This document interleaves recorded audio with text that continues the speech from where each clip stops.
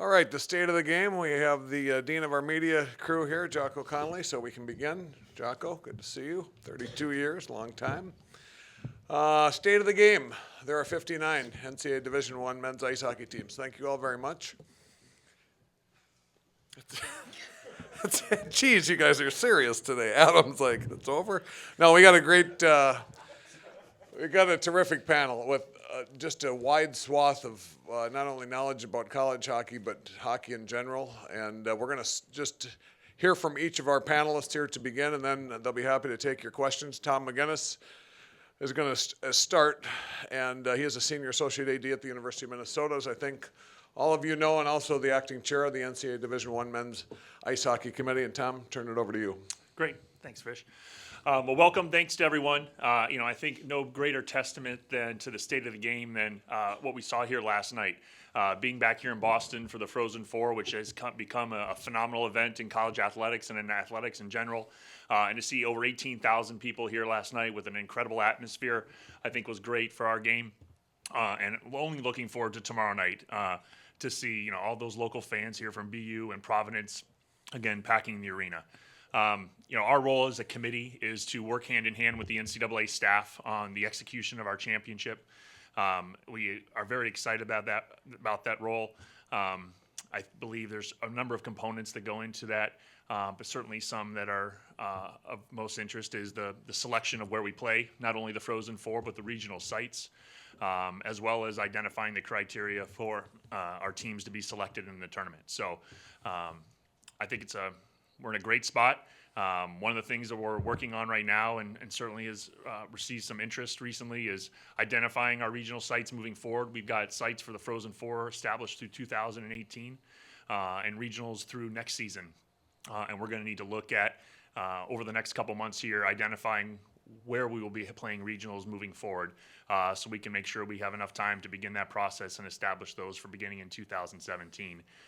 So over the next couple months, through the coaches convention, through the coaches meetings that occur within the different conferences, as well as collecting other feedback, we'll be looking to see what the interests of everyone is. So when our committee meets again in June in our annual meetings, we'll have an opportunity to make a recommendation moving forward for how the regionals will occur. So, but again, excited to be here. Obviously a tremendous weekend for college hockey, and looking forward to tomorrow night. Thanks, Tom. And next up, we'll hear from Kristen Fassbender, who she, of course, is the director of championship for the NCAA, 16th year working on this championship, 8th year in the lead role. And I'd like to turn it over for Kristen for some comments now. Thank you, Fish. Welcome, everybody, again. And we're just really excited to be here in Boston, as Tom mentioned, and having the opportunity. I'd like to take just a quick moment to thank our folks here at the Garden for hosting us, as well as Hockey East and the local organizing committee. I think it's been a really great event so far for our student athletes, and we're excited for the game tomorrow night. I think it was, as we talk about the state of the game, it was exciting to see some programs here at the championship that haven't been here ever and haven't been here in a while, and just really talks about the parity of where our game is right now as we continue to move forward and look forward to the future of college hockey. And as we work closely with the committee and our friends at College Hockey Inc. and working to see what we can do to move this sport forward.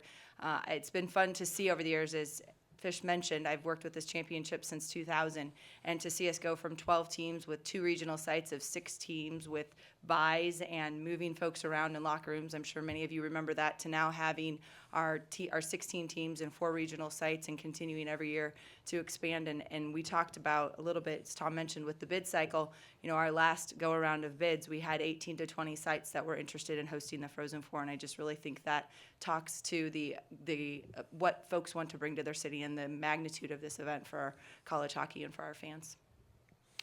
Thanks, Kristen. Tom Anastas perhaps has the widest view of anyone on the podium. Of course, a player at Michigan State, currently the head coach there. Was a president of the North American Junior Hockey League, college hockey commissioner. Also, he's the current chair of the Rules Committee. And Tom, your thoughts on where we've been along the way in the state of the game today? Well, I'm here as a member of the Rules Committee, as the chairperson of that group, and just to give you a general overview of our work, is that we work in a 2-year rule cycle, and this we're heading into the non-rules change year. So, a few things were introduced this year, one of which we saw for the first time in this tournament, the use of video review on what could be a major penalty or is a major penalty. And, things that we're constantly wrestling with in the game is, things like goaltender interference, hits to the head. We certainly keep safety as a huge issue in the game as it is at all the different levels.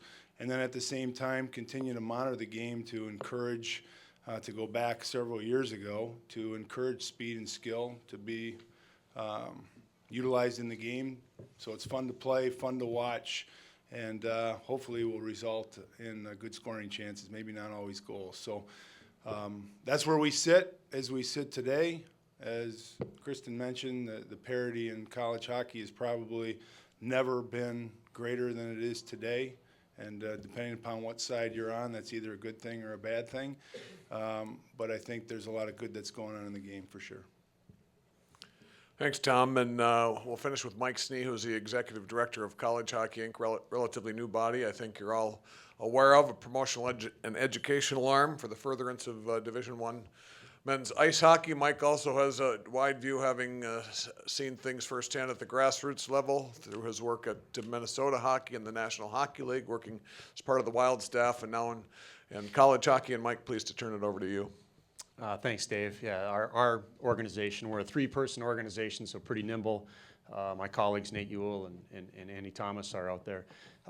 We're on the road every day working on behalf of all of NCAA Division I men's hockey, which, as Dave noted earlier, Fish noted, it was 59 schools, and next year, if we do this again, it'll be 60 schools. So we work on behalf of all 60 schools, all 6 conferences, and the crew, this group, the coaches, the players, the student athletes themselves, provide us with a great product. If you're not aware, 92% of NCAA Division I men's hockey players graduate. So they put the student and the student athlete.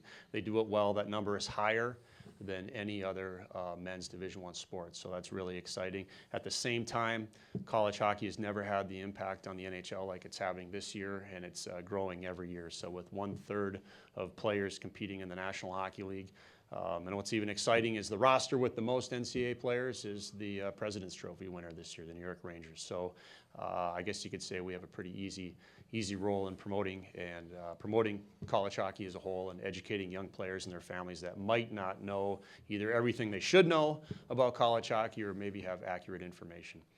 So things are good, and I think they're getting better. All right, just a note, thank you very much, Mike. This is being recorded but not transcribed, so take your notes carefully, or you're going to be going back and watching the video. We have the mics on either side. And again, just identify yourself, please, your affiliation, and direct your question to whoever you would like. Let's begin. John? John Powers, Boston Globe.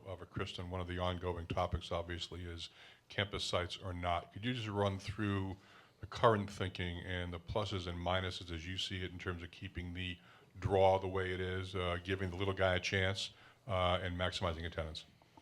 I think, we're constantly looking at it, and we have been over the past few years. I think that it's gotten a lot of notice this year and a lot of talk this year. I think one thing we're always trying to make sure that it's the best experience for our student athletes and identifying what that is. Playing in full buildings, getting the opportunity to play in front of big crowds is one of the things we're trying to work on.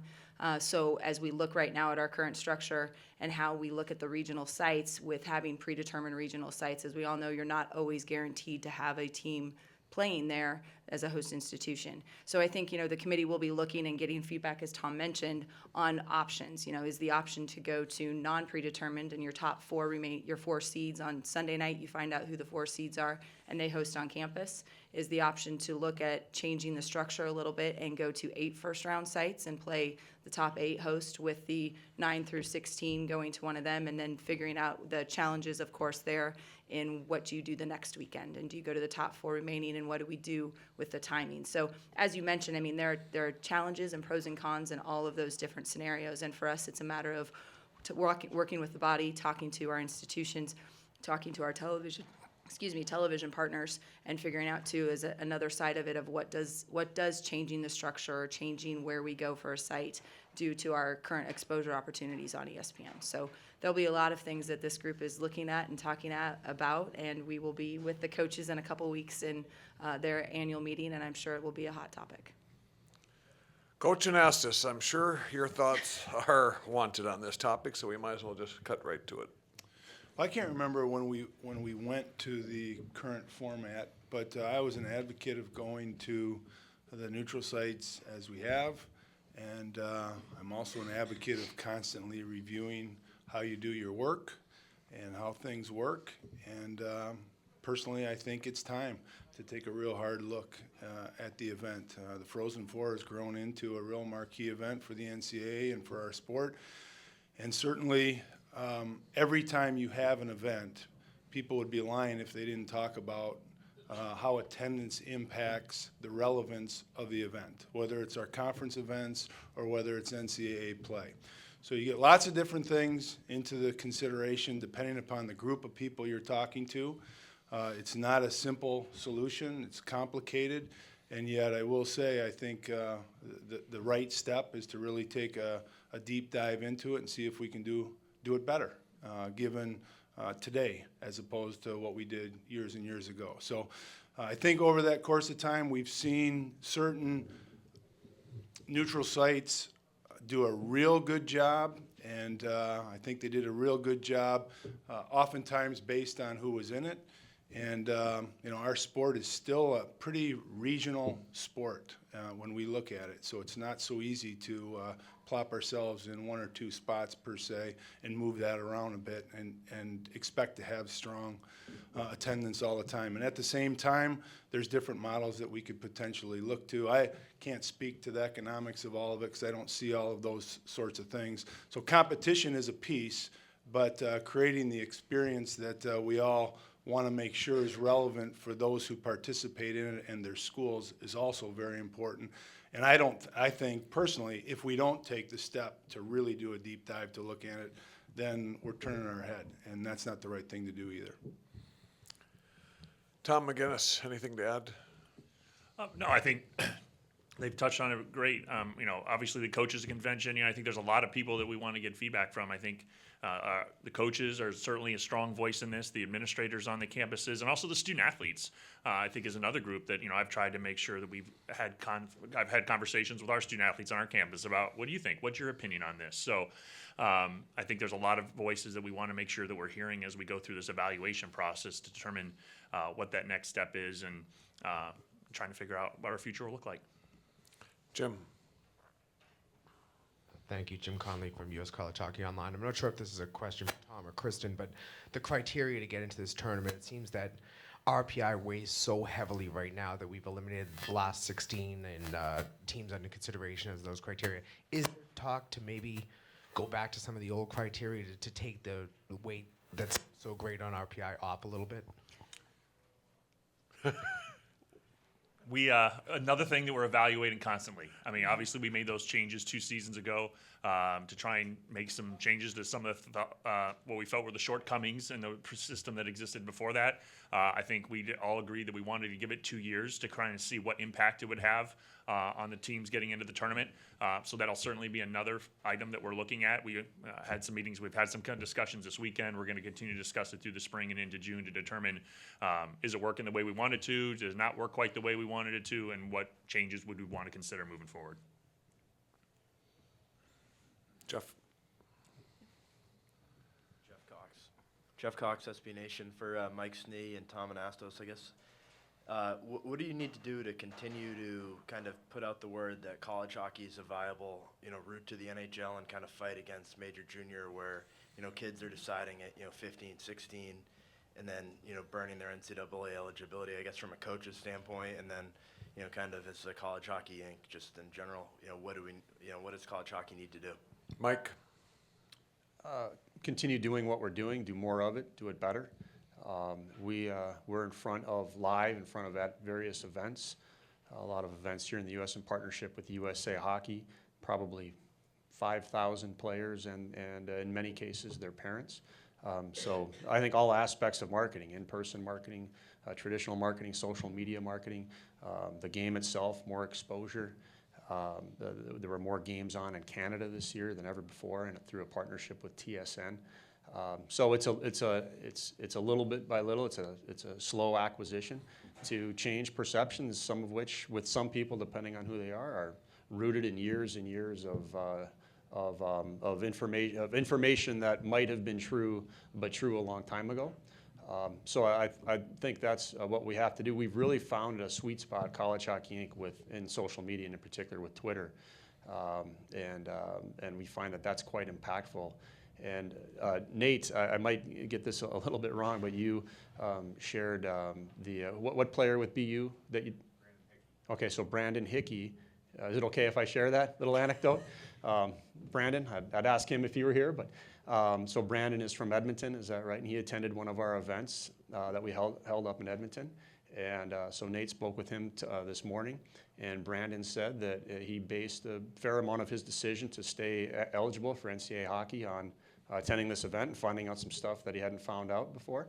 And now he's on the verge of being a national champion, and he shared that with Nate. So, little bit by little, just keep doing that. And if you look back on the trends, everything's going in the right direction. So part of it's just patience. I think it's not going to happen with the snap of a finger, but keep doing what we're doing. Coach Anastas? There are no home runs, as I would call it. I think that we're taking so many good steps, and these guys, since we formed College Hockey Inc. several years ago, are really doing a good job of chipping away because we have a wonderful product to sell. More importantly, we have, to me, an off-the-chart experience for kids to participate in, both academically and hockey-wise. And so I think they're little things, and to add, so I don't repeat on what Mike said, because I wholeheartedly agree with everything, is I think we've strengthened a lot of relationships over the past probably 5, 6, 7, 8 years to a much higher degree than we once did. I think we do a much better job working in association with USA Hockey. I think we do a better job communicating with the executive level of the NHL. I think we have more guys today in key leadership roles on NHL teams than ever before that came out of our system, so they could talk to our system, where for years we were beating our head against the wall, really talking to guys who came from a different system and believed in that system. And so I think in the end, more than anything else, the players speak volume. So they leave here, they're prepared, they stepped in, they have success at that level, and all that stuff trickles down. And so I think that, again, we're not going to take one big swing and make a radical change, but I don't know, 20, 25 years ago, 30 years ago, pains me. I saw a tweet yesterday with Providence the last time they got into the Frozen Four. I was on the ice. They were showing them celebrating. So good for them. But that at that time, back in 1985, when that occurred, we didn't have too many college players getting opportunity like we get today. And at that time, when you talk about major junior hockey, maybe having, I don't know what the percentage is, it 50% or under 50% now? Of what? Of NHL players? Yeah, it's right around 50, a little less. It used to be 100. You know, It used to be 100. So during that time period, they've lost a 50% share of the marketplace, the way I guess a businessman would look at it. So I think we're making great gains, and we'll continue to do so. Adam? Adam Woden, College Hockey News for Tom McGinnis or Kristen. How the East and West feel on the regional issue could be vastly different. So how do you reconcile that, first of all? And also, if the coaches are overwhelmingly one way or another, how much influence will that have on you guys as you deliberate? Kristen, let's start with you. Well, speaking from our perspective, it is a national tournament, so we know there's maybe differing opinions when it comes to regions. However, we're looking at it from the national perspective, and what can we do to continue to have it be a national tournament? And we're going to continue to move forward and trying to figure out the best way to do that while taking all the input that we have. And you're right, we may get in a scenario where the coaches all feel one direction, or a good chunk of them feel one way, but the committee's role is to then take all that information and, as Tom mentioned, not only talk to the coaches, but talk to the administrators, talk to the student athletes, and let's figure out what's going to work best. We do have to do some analysis of it from a financial model as well, and figuring out what works if we were to go to 8 first-round sites, or if we were to go non-predetermined regionals and those kinds of things. But that's the role of this committee, is to take all of that, and their job is to look at it, what's best for college hockey as a whole. Tom? Reconciling East and West. How they feel might be different, you know. Absolutely. I mean, and some of it I found, some of it can be conference affiliation, because that's really how we kind of look at it. Our committee is made up of one representative from each of the 6 conferences. So, we really rely on the representatives to collect that feedback from their conferences. So it's more of that voice. Obviously when we're at the coaches convention, you hear from different groups and, or not different groups, but different coaches. And it's our job to kind of really put forward that we need to determine what the criteria is that's most important for us, as opposed to just with the mindset of this is the way it works, or we like it like it is. Well, why do you like it why it is? Is it because it's a neutral site? Do you like it because of the atmosphere? Do you like it because you're close to home and your fans can travel? What are those criteria that are important for us to determine where those regionals should be? And then based on those criteria that we think are most important, what does that model look like moving forward of how those regionals are assigned? We always see things east and west the same, don't you think? I mean, it's just geographic. Right. Dan Rubin from U.S. College Hockey. In an era where there's been obviously a big autonomy vote with the power conferences and some of the other sports, some of the institutions that compete in college hockey obviously don't have the same conference backing, being that you have the ACC and the Pac-12 or whatnot versus Hockey East and ECAC. In college hockey, how is the autonomy issue or question going to impact some of the schools? And how does that impact some of the lower schools that are maybe Division II play-ups in the world of hockey? Who's that for, Dan? Whoever could All right. answer it. I'll start real quick, because we're one of the few schools in college hockey who's in one of what you're referring to as the power conferences. And quite frankly, my answer would be this: we don't know how it's going to impact our school yet. And I don't think the Big Ten, Tom can answer that probably better than I, but I don't think we're really sure how it's going to impact the Big Ten quite yet.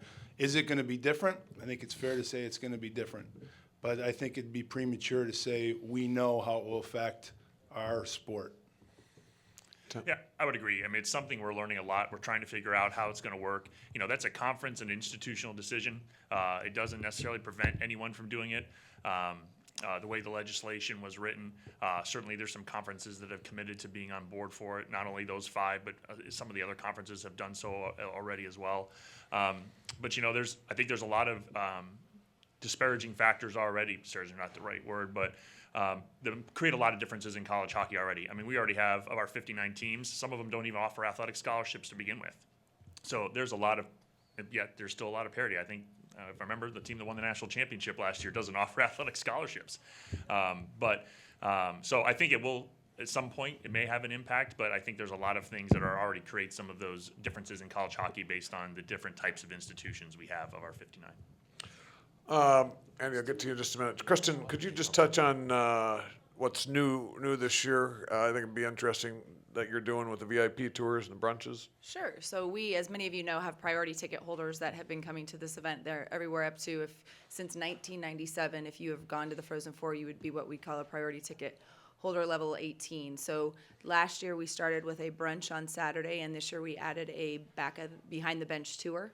And so this morning we had about 60 of our priority ticket holders have the opportunity to come through and see the ice and see the locker rooms. And we had the 3 of our coaches that were on the committee did what we called a little chalk talk in here for them about the game tomorrow night. And then tomorrow morning we'll be doing a brunch for another 100 of those fans. We really wanted to see, a lot of our institutions, as we know, have their season ticket holders, and looking at what they do to continue to keep these people excited and interested in the sport. And we wanted to thank them for continuing to be priority ticket holders. So we've added a couple of events, and we'll look probably to next year in Tampa to do something else and continue to add to that and just continue. We want them to continue to want to come and build this event. I mean, we all know, you look out there in the stands and it's 18,000 and you will see every college hockey jersey out there, all 59 represented in some way, shape, or form. And so we want to continue that. People make this their vacations. They plan it a year in advance, and we want to continue to have them be there.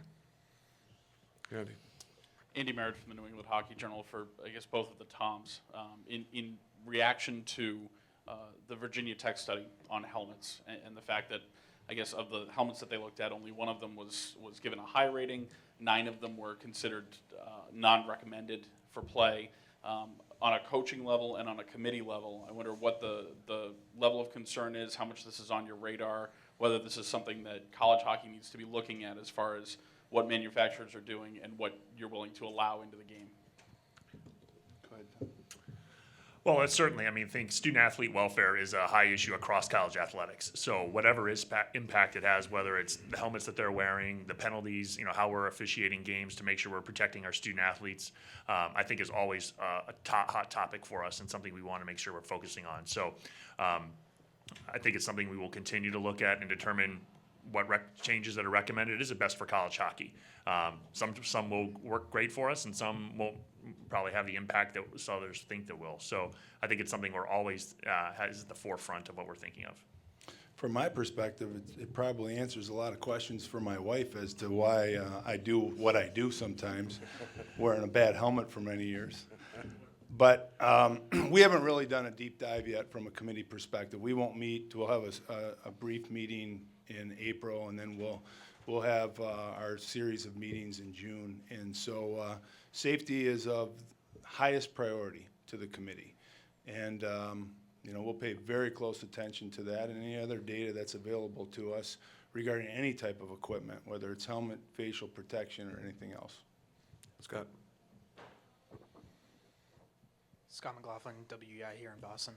For Tom McGinnis or Kristen or both, for the regionals, obviously you've talked about, you want a good atmosphere and you also want, TV exposure. And I think, one place this year, as an example, where those two things kind of conflicted was in Manchester, where you have a 2 p.m. game and it's on TV, but it's tough for people to get to because it's 2 p.m. on a Friday. They have work or students have class.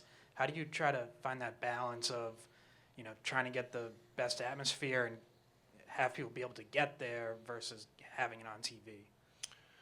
I think you're absolutely correct. It's something we battle with all the time because, we work very hard. We've got a great partner in ESPN who's willing to televise every game of our tournament.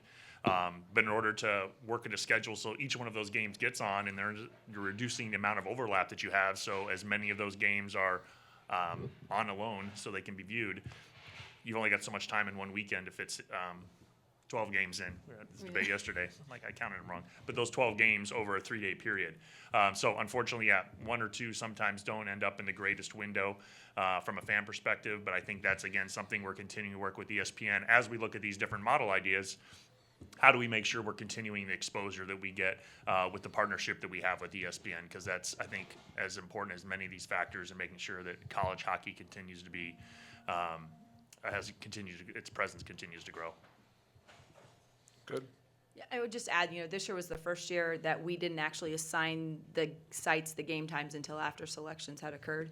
And we had 2 windows of times for each of the 4 sites, so that way we could really look and see what matchups we had, what we could do to kind of help with what you're saying, a 2 o'clock game on a Friday afternoon. What can we do to try and help get the best attendance there? But we did wait this year, and I think that helped a little bit. And looking what matchups we had, especially on some of our windows that we had with ESPN2, and looking at the matchups that we could put in those.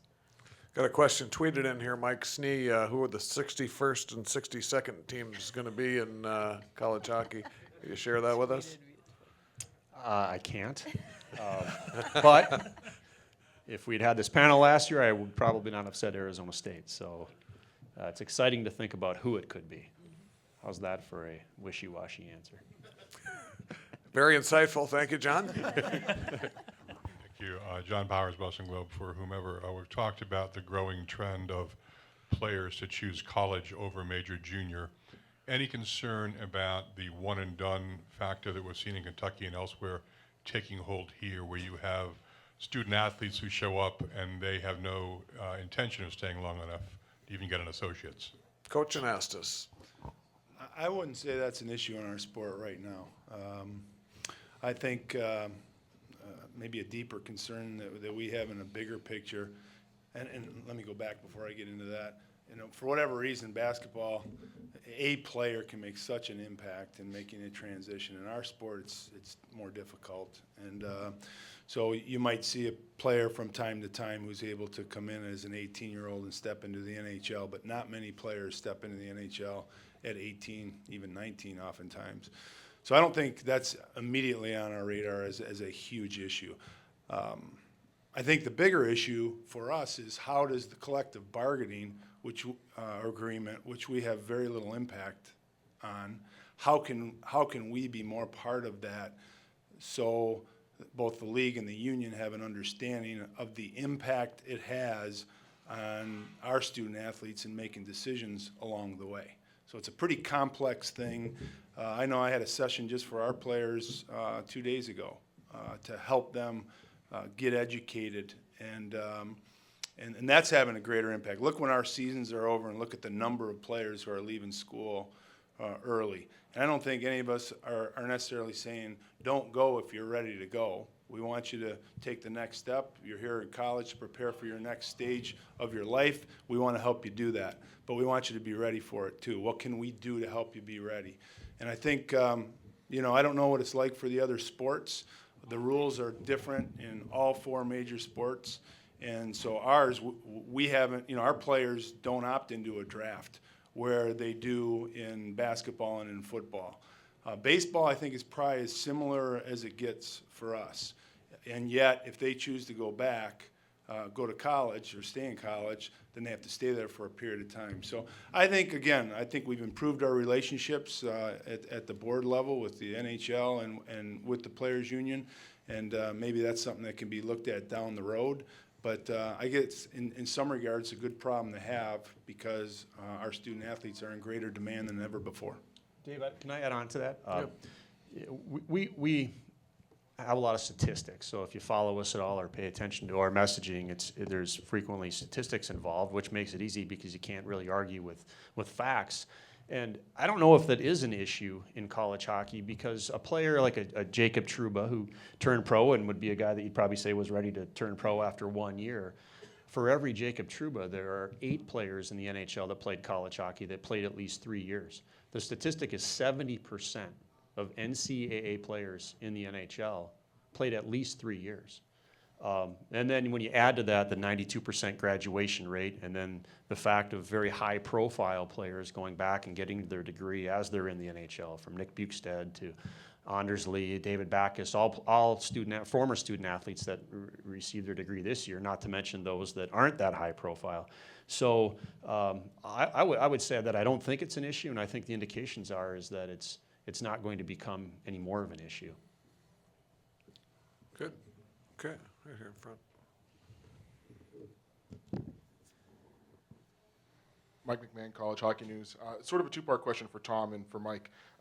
Mike, when it comes to recruiting, you've talked to a lot of younger players, and I'm interested in what their reaction is to some of the information you tell them about making a decision at 15 or 16 that could affect their eligibility, not just signing with a major junior team, but even going to camp and things that could affect their eligibility, what their reactions are. And to Tom, as someone who recruits players, that's obviously a battle you're constantly going through. But do you think there's any way to change how the recruiting process can be regulated outside of things that are in place now? Mike. Well, it depends on where you are. So, you know, where is that young player? Where did he grow up? And their awareness of college hockey. If that person is here in Boston or in Michigan or Minnesota, their perspective might be different if they're in Southern California or Northern Alberta. So it depends on who we're talking with. But, you know, we target an age where they haven't made themselves ineligible yet. So it's 12, 13, 14, 15, again, depending on where we are. So it's interesting what are the triggers, and they're different for the young player than they might be for the parents as well.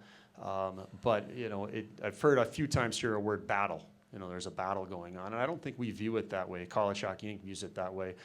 We want to make sure that before they make any decision about what they're going to do, that they have enough information and the correct information.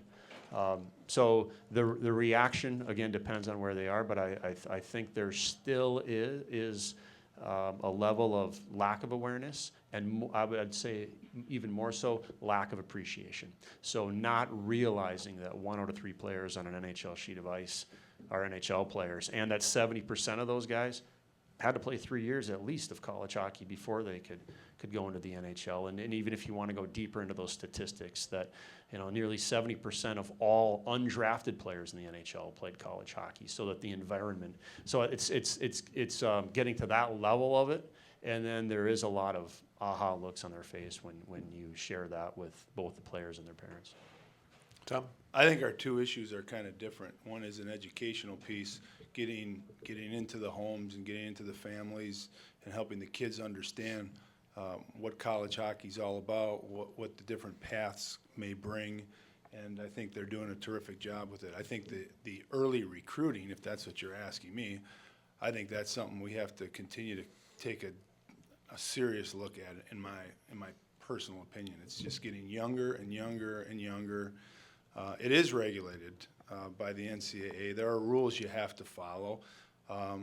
Our sport has chosen, for whatever reason, we won't get into it, to have essentially a gentleman's agreement where people honor verbal commitments. And if we had a room of coaches here, people would debate that, And it's gotten younger and younger and younger. There are kids making commitments to school. They don't have a high school class taken yet, So it's I think it should be a huge concern for us, I believe, for our sport, especially when you see the dynamics where kids are committing to college earlier, and yet the average age of an entry-level freshman, on average, is older. Doesn't make sense to me. It's not overly logical, and yet that's what's happening. So I don't know, has that had an impact on the parity that we talked about earlier? Maybe it does. I don't know. But it is concerning that we're talking to kids and seeing kids. And it's not just our sport. We're seeing it in football now. We're seeing it in basketball. I think the other sports are starting to permeate into younger kids as well. And you're starting to see 8th and 9th graders make commitments to college. And half of them don't even know what college is all about or what their interests might be. They know they want to play their sport, So I do think it's a real hot button issue that we've got to give more time to. Adam?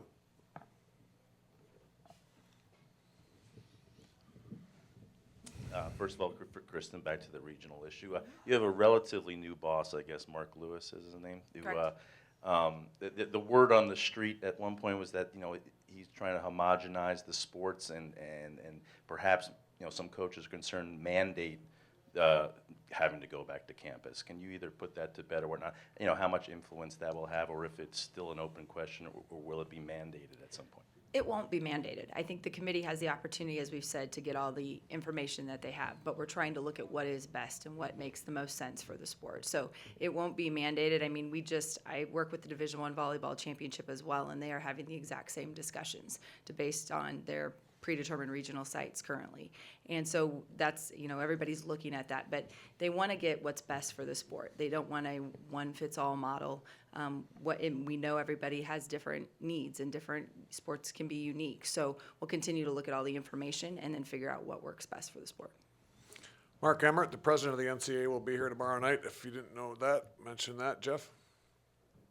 Jeff Cox, SB Nation, for Coach Anastos. You talked kind of about the CBA.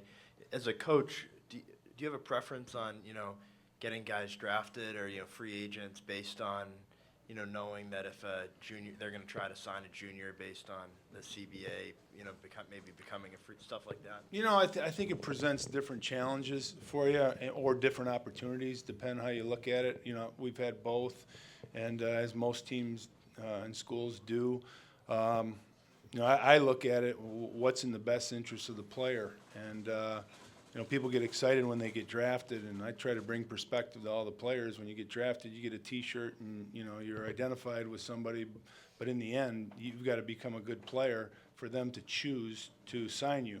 You're a free agent, and this is one of the things we talked about with our session the other day. I dealt with Torrey Krug my first year. He had 15 opportunities. He got a chance to pick his employer. not too many professional athletes ever get to pick their employer. And we don't often think about that when we think about pro sports, you know. So here's the differences you deal with as a coach, though. We have a number of players drafted on our team. We know, and we're in constant communication with those organizations, those pro organizations. And that's way different. I was drafted by the Montreal Canadiens in 1981. I might have an annual conversation with the scout during that time.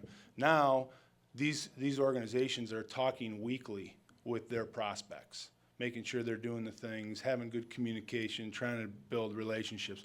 Well, that's something to manage. That's certainly things to manage. I can't tell you how much that impacts probably the teams down the stretch from you know, the end of the season when you're looking to trying to play your best hockey, and there's these other forces outside that you're trying to manage and helping a college athlete try to understand who wants to pursue, you know, professional dreams. So that's a challenge in one way when they're drafted, and in another way if they become a free agent that's wanted. And now you don't know who you're dealing with. There could be a number of teams. When Torrey went through it, I spoke to probably a handful of teams, and yet there were 3 handful of teams that were really aggressively pursuing him. So, you know, it's something that we deal with. I don't want to complain about it because we talk about how many of our guys move on. We're trying to prepare kids for the next phase in their life. If they want to be a pro athlete, we're trying to play an important role in it. But it is different, to your point, as to whether or not they're a drafted player or a free agent. Terrific stuff, Dan. Dan Rubin from College Hockey News. This question's for Mike. When you look at the growth of the game and you look at the way that you have to go into the different markets to grow the game and grow the college game, how do you balance kind of the traditional either what's considered a hockey market versus what's considered a non-hockey market? Like, how do you look at those different areas and determine which one you'll want to go into next? I don't think we're at a point yet where really we get to choose. It's where there's interest, and it's not just interest in the institution, it's is there interest in people that support the institution. And as you've seen in the most recent ones, Arizona State and Penn State, there were people who had their financial resources, passion for the school, passion for the sport, and they made it happen. So, you know, theoretically, if that person existed in Florida, Alabama, Washington, anywhere else, or even an area where there's already plenty of college hockey, but another school wants to add it.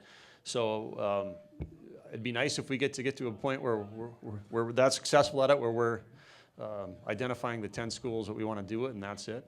But I would say we're targeting where it might be most likely and also most impactful. And what Arizona State has done for those of us that want to be part of the growth of Division I hockey is it certainly has allowed for a pretty good conversation with the other Pac-12 schools, and more importantly, people affiliated with those Pac-12 schools that love hockey, love that school, are now maybe wondering, like, hey, if they can do it in Tempe, we can do it in our college town as well. So that's a part of it. But the way you asked that question made me think about the situation in Huntsville, Alabama. And, you know, there's a town that I don't think anybody would have pointed to at one point and said that's going to be a hotbed of hockey, but I don't know the exact year that they added college hockey. I think it was in the 1980s or so. And when you look at that community now, and they have a flourishing youth hockey community of about 800 young players. Last year, one of the 3 finalists for the Hobie Baker Award, Nick Dowd, was a product of that association. And now this year, one of the many NCAA players on the roster of the President's Trophy New York Rangers played 3 years there, got his degree, and so, you know, if that can happen in Huntsville, literally it could happen anywhere, and that's why I'm excited to see what the impact that Arizona State will have 25 years down the road, and the 61st and 62nd and 63rd schools. Oh, third now. Yeah, I like it. Yeah. Well, I'm piggybacking on that from what Mike's saying about interest level. We just got USA Hockey, the preliminary numbers in for this season in terms of players at all levels, youth, disabled, girls and women, junior, they're up at all levels, adult. So that's good news, and that piggybacks into just our sport as a whole and getting more communities interested in having Division I men's ice hockey for sure. How are we doing? We got anything else? Okay? Adam, back to the regionals. No, moving on from that. Oh, okay. But Coach Anastas said you didn't have to get into it right now, but why not? The gentleman's agreement. We're out of time. Jeez, I'd love to, but we're out I of time. mean, Naples can get testy, I assume, or Very what much I've so. heard. So, is there any, and it seems like the Wild West a little bit right now, and some schools say they're going to adhere to it, and some schools say they don't, and they've been pretty public about it. So, is there a solution to that at all? Can you foresee one? It is it's an issue that has evolved over a long period of time. When I was a commissioner, I wanted no part of it because I don't think you could administer a gentleman's agreement. People have different interpretations of what that means.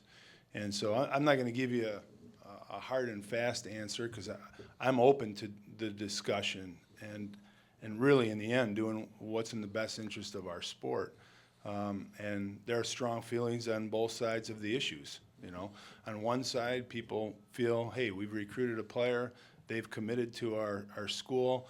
In a lot of other sports, they don't honor any kind of verbal commitment. It's combative right to the minute where a kid signs his letter of intent, and people will say, do we want that in our sport?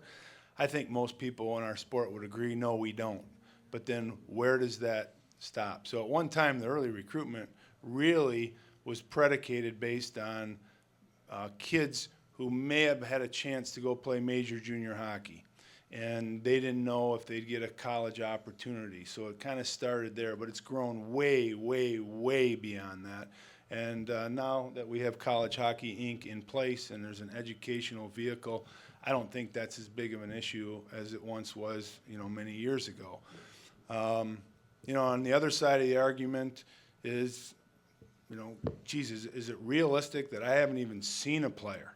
He's a Bantam hockey player. I've never even seen him, and I've never had a chance to even make a call to see if that particular player would someday have an interest in our school. And because he's already committed, now I can't, because I have a gentleman's agreement, pursue him. And, some people think it's unethical if you do, and other people debate whether that's an ethical issue or not. What we do know is we have NCAA rules that guide us, and we also know that we have a letter of intent in place. And so, in theory, it's the national letter of intent, which all the sports use, to actually sign a player, and at that time, that's typically when the player then is identified with a particular school. So there's people on both ends of the argument, and there's a group that are somewhere, on the scale in between. And I'm somewhere out there. I think I get some of the arguments on both sides. Now that I've been in this role for 4 years, I knew where I was as a commissioner. I thought it was insane, And if somebody called my office regarding a gentleman's agreement, I said, call somebody else. I won't deal with it. Today, at Michigan State, we've honored that, and yet at the same time, you see frequently players prospects decommit. You see schools choose to send kids, back to junior hockey. So those are the types of things that put you in that very gray area, and the gray area isn't here. It's widened, and I'm sure once again in a couple weeks it will be a very spirited discussion. Did Jeff. I tap around that pretty good? That was outstanding, yes. Inspiring as well. What did he say? I don't know.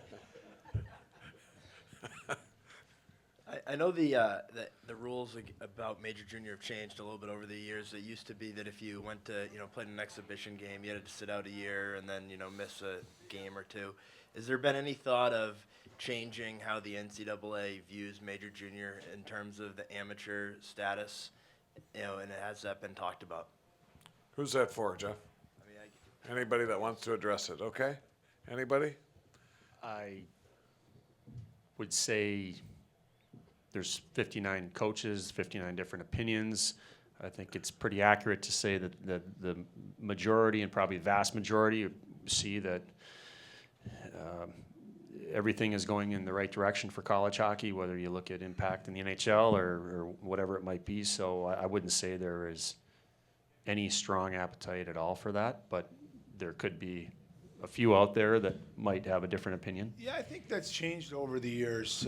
Years and years ago, there was a real hard line generally by the coaching fraternity that have absolutely no interest in trying to open up the amateurism and allowing kids to play major, junior, and come back for a variety of different reasons. Then that softened to some degree. I wouldn't say to such a significant level that it was really a guiding force for us to change direction as a sport. And it really hasn't been a major topic, especially in recent times. So I couldn't give you kind of the thermometer on where it is today. Although, I always sit back and wonder with the changes that are taking place in the NCAA structure, how will amateurism continue to be defined, not just as it affects our sport, but many. And so I think it always kind of hangs out there, but it hasn't been on the forefront in recent times. Tim Taylor and Derek Hines Award at 4:30 Hockey Humanitarian, 5 o'clock Hobie Baker Award on Nesson and the NHL Network over at Matthews Arena. I'd like to thank our distinguished panelists. Thank you all. Great discussion. We'll do it again next year. Have a great day, everybody.